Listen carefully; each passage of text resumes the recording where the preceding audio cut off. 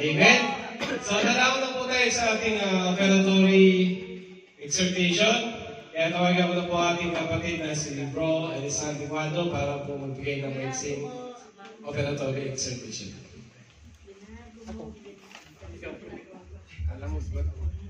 Praise God, hallelujah.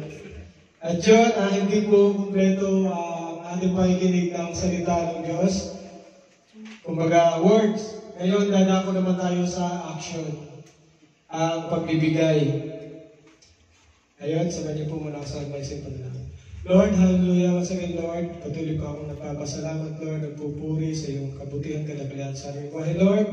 Salamat sa pribilehiyo at pagkakataon, Lord, na ko yung gamitin, Lord. Ibahagi ang iyong salita tungkol sa pagbibigay, Panginoon.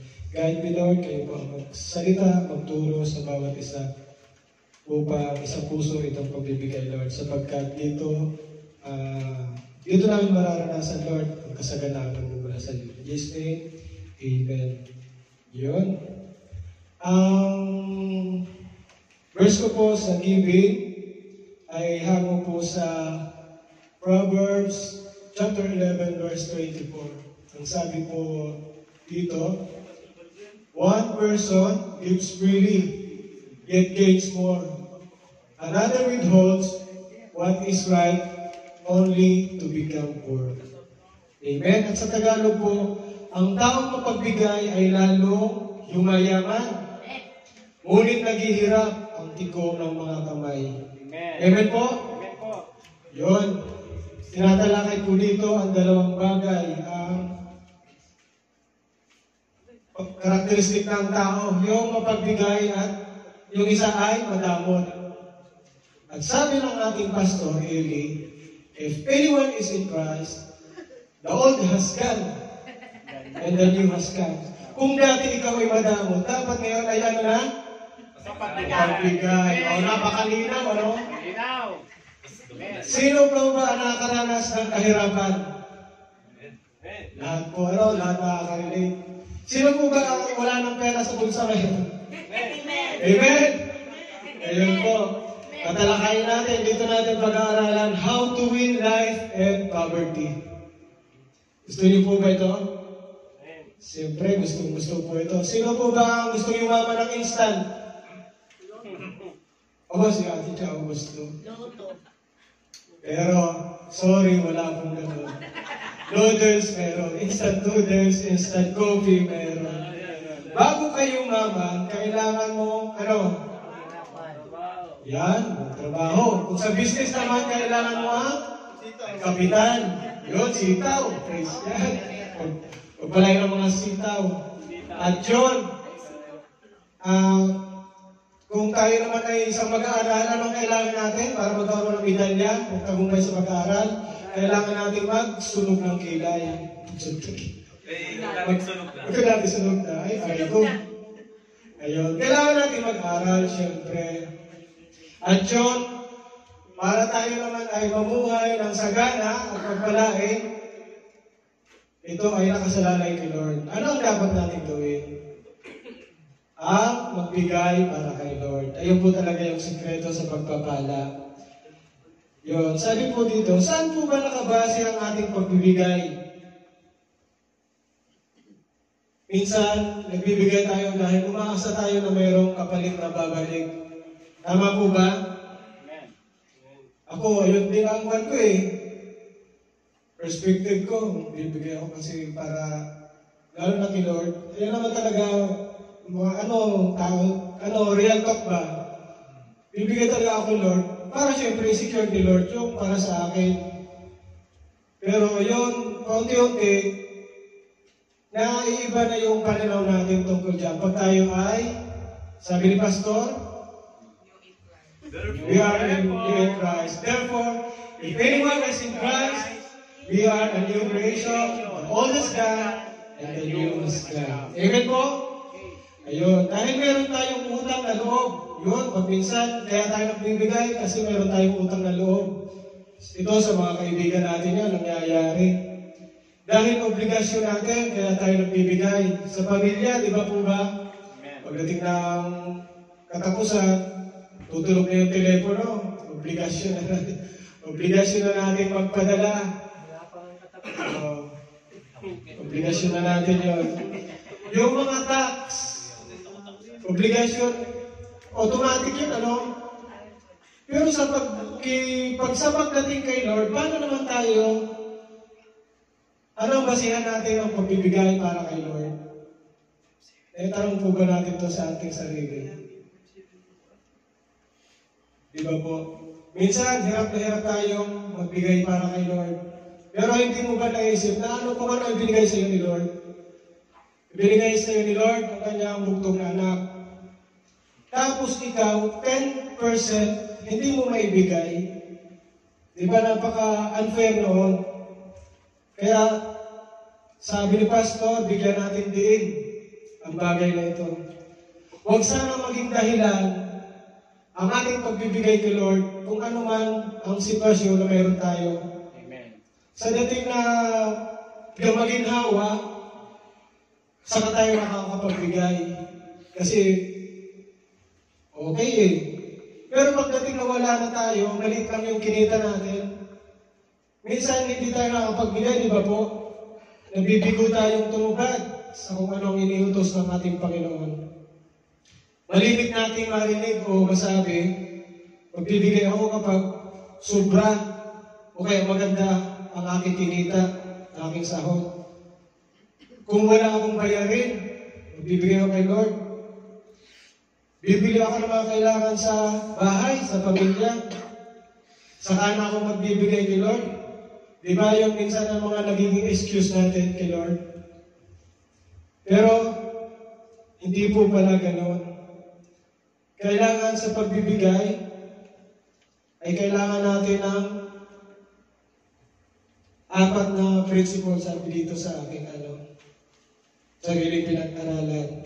Sabi, ang pagbibigay kay Lord, kailangan unang-una nakabase sa ating pagmamahal kay Lord. Amen po ba? At kung paano natin mahalin si Lord, dapat God first. Amen. Priority natin si Lord. Yun po yung number 1. Priority natin si Lord sa pagbibigay. Ang pangalawa po, proportional. Kung ano po yung ating tinanggap, dapat yun din yung ibabalik natin kay Lord. Di ba nakabatay doon yung 10%? Ibinigay sa iyo yung sahod ng buo. Anong dahilan mo para hindi ibigay kay Lord yung 10? Nasa yung action na yung tinitingnan ni Lord, yung puso mo, kung paano mo ito ipagkakatiwala kay Lord. Ito yung pangalawa. At pangatlo, yung sacrificial giving na tinatawag. Whatever circumstance in your life, kailangan magbigay ka kay Lord. Maliit man ang iyong sahod, itaas mo ito kay Lord. At ang pang-apat, cheerful ka dapat magbigay kay Lord. Magbigay ka na may kagalakan. Alam niyo po ba, sino po ba ang nagpaparami ng kakunti? Si Lord, di ba? Naalala niyo yung kwento ng 5 breads and 2 fish? Itinaas niya kay Lord yung bagay na yun. Ilan ang napakain nila? Di ba napakarami? Amen. Yan. Kaya kung ang sahod mo kakaunti at hindi ka pa makapagbigay kay Lord, itaas mo lang kay Lord. Amen. At daanin mo ito sa iyong bended place. At si Lord ang magbibigay sa iyo yung mga inaalala mo sa buhay. Ay, kailangan ko hindi mo na ako magbibigay kasi bibili ako ng ganito. Si Lord ang bahala dyan. Basta ipagkatiwala mo lang kay Lord yung hinihingi niya, yung sa Malakay 3:10. And John, for God loves a cheerful giver. Yun po, kayo na po ay magbigay para kay Lord. Praise God. Hallelujah. Iba yung natutunan tayo. The new has come. The old has gone.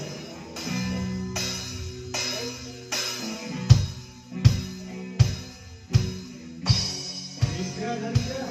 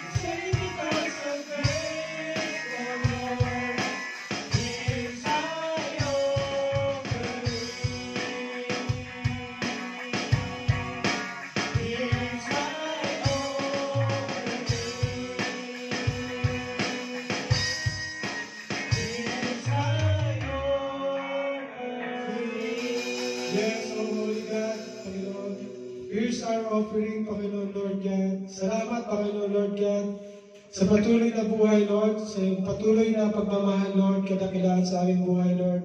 Patuloy niyo kami turuan, Lord, kung paano magkaroon ng pusong mapagbigay, Panginoon Lord God, para sa iyo, Panginoon Lord God. Pagkat ipinangako mo sa iyong salita, Panginoon Lord God, na hindi niyo kami pagkukulangin, Panginoon Lord God, sa lahat ng aspeto ng aming buhay, Lord, that you will provide all our needs according to your riches in glory, Panginoon Lord God. Salamat, Panginoon Lord God, at patuloy ko pong dalangin, Lord, at patuloy niyong pagpalain, Lord, ang aking mga kapatid, Panginoon Lord God, na nagbigay, Panginoon Lord God, at kung hindi pa naman nila natututunan, Lord, ang nais mong ituro sa kanila, Panginoon Lord God, kung paano niyo sila pagpapalain, Lord, patuloy niyo kaming gabayan, Lord, na sumunod sa iyo, magmahal sa iyo, Lord God, sa pagbibigay, Panginoon Lord God. And I pray, Lord, that you will bless our company, Panginoon God, na aming mga pinagtatrabahuan, Lord, na patuloy mong gamitin upang maging daluyan ang pagpapala para sa amin, Lord. Salamat, Panginoon Lord God, sa biyayang nalikom na ito, Panginoon Lord God. Nawa, Panginoon Lord God, ay ito'y magamit lamang, Panginoon Lord God, sa pagpapalago na iyong kaharian dito sa lupa, Panginoon Lord God. Salamat, Panginoon Lord God, sa iyo lamang po ang mataas na papuri, salamat at pagsamba sa pangalan ng iyong bugtong anak na si Jesus at pag-iisa ng Banal na Espiritu Santo. Amen. Thank you, Lord.